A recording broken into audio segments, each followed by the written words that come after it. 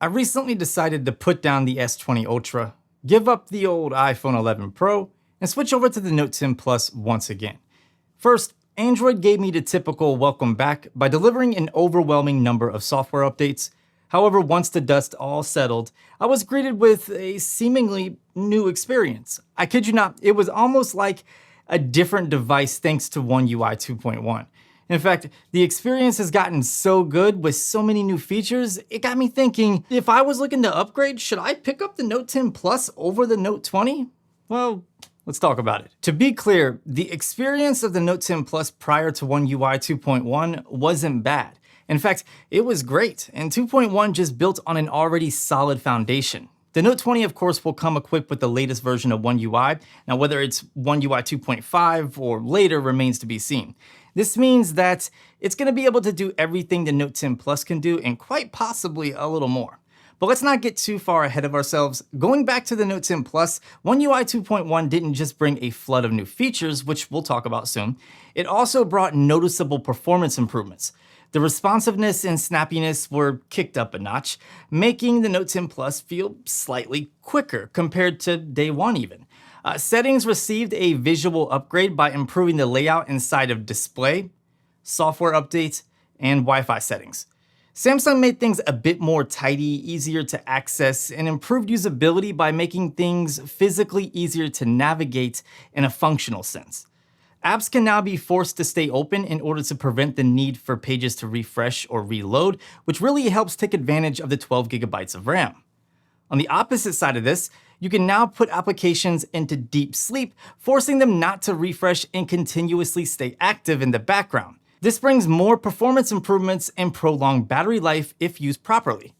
These are just a few of the improvements and additional enhancements Samsung has brought to help fine-tune the Note 10 and Note 10 Plus experience. However, like I said in the beginning, there were quite a few new additional features brought over, including camera enhancements. Since we don't fully know what the Note 20 will shoot in terms of frame rate and other software settings, let's use the S20 Ultra as our fill-in. The S20 Ultra's front-facing camera can shoot 4K video at 60 frames per second. The Note 10 Plus can now do this as well. Pro Video Mode was a feature many people, including myself, were really upset that Samsung removed from One UI. Luckily, Samsung brought it back to the S20 series, and now with One UI 2.1, the Note 10 series also has it.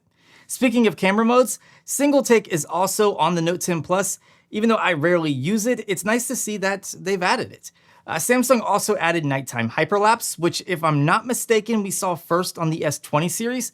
The same thing is also true for custom color filters for the front-facing camera and Smart Selfie Angle, which dynamically adjusts the crop based on how many people are in the shot. I think one of the most slept-on features that we first saw on the S20 is the ability to switch between the front and rear cameras while recording video. And again, this was brought over to the Note 10 and the Note 10 Plus. There are several other changes within the camera app, including usability changes, image processing, and AR emoji is now part of a larger umbrella section titled AR Zone. AR Zone is AR feature management done right, offering many different modes in an easy to read and easy to find location. There's even a mode for the time-of-flight 3D depth sensing camera built right into the app, rather than having to be a totally separate download. So, good job, guys.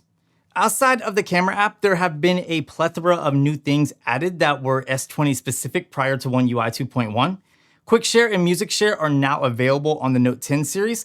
If you're unfamiliar with these features, check out the card above. Even though the video is about the S20 Ultra, it's applicable to the Note 10 series if you're running One UI 2.1. The Messages app now has a category section if you're big into organization and have just a lot of conversations going.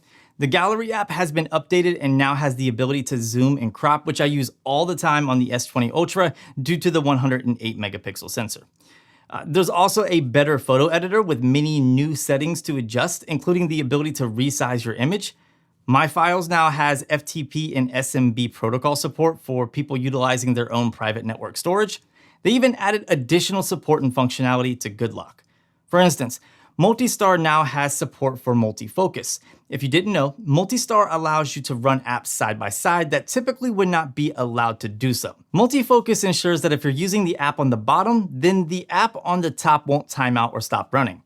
Navstar is also now working on the Note 10 series as long as you're not using the gesture-based navigation. This allows you to customize a navigation bar with tons of icons, colors, sizes, and various other settings. Stay tuned for an updated tips and tricks video where I'll be going over many of these new features. The Samsung keyboard has a new look, plus it's improved with additional features such as search, Google Translate support, and Samsung Pass. There's an option to use an undo gesture and the ability to keep the symbol panel open. All of these things were on the S20 out of the box, and I suspect that they're gonna be on the Note 20 until it gets One UI 3.0. Lastly, DeX has even seen improvements. There's now screen snapping, which makes organizing and multitasking between apps a little bit easier. Multi-touch gesture support on trackpads is now a thing on the Note 10 and Note 10 Plus, which makes multitasking and navigation much easier.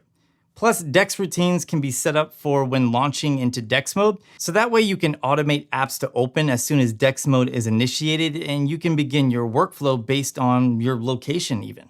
Like I said, Samsung has done a great job with the Galaxy Note 10 and Note 10 Plus, turning an already great phone into a refreshed version of a phone that's great. Now don't get me wrong, the Note 20 will be a better performing phone. When we compare the benchmarks of my S20 Ultra that has 16 gigabytes of RAM and a Snapdragon 865 versus the Note 10 Plus with 12 gigabytes of RAM and a Snapdragon 855, you can clearly see the S20 Ultra scored higher. This is to be expected, and a prime example of how synthetic benchmarks don't equate to real-world use. I use my phones religiously day in and day out. Personally, I hardly notice a difference when it comes to performance. The biggest differentiator between these two phones is the 120Hz display, which is immediately noticeable and makes the S20 Ultra seem like a much faster device. But this is almost like a mirage, since when dropping the S20 Ultra to 60Hz, things become nearly identical. I think this is also going to be the case with the Note 20 versus the Note 10 Plus. That said, there are things the Note 20 will be able to do that the Note 10 just can't, and it's going to be a hardware limitation. This includes higher resolution photos with better noise reduction due to the larger sensor. 8K video recording, of course, has to be mentioned, and of course 5G. Additionally, this is a great transition to probably the biggest reason why many people would choose the Note 10 over the Note 20, and that's price. The Note 20's price is yet to be released, but most sources are saying the Note 20 is going to start at $999, with the Plus and the Ultra models being even more expensive. The Note 10 Plus initially came with a price tag of $1,100 for the 256GB model and $1,200 for the 512. At the time of this video, you can grab one for between $800 to $900 new. If you go the used route, then you can grab one for less than $700 in some places. Of course, the price will go down even more, so keep your eyes open. With those numbers in mind, I want you to think about all of those features we went over and all of the improvements that Samsung has pushed to the Note 10 series. Now comment down below and let me know, do you think the Note 10 or Note 10 Plus is potentially a much better value than the Note 20?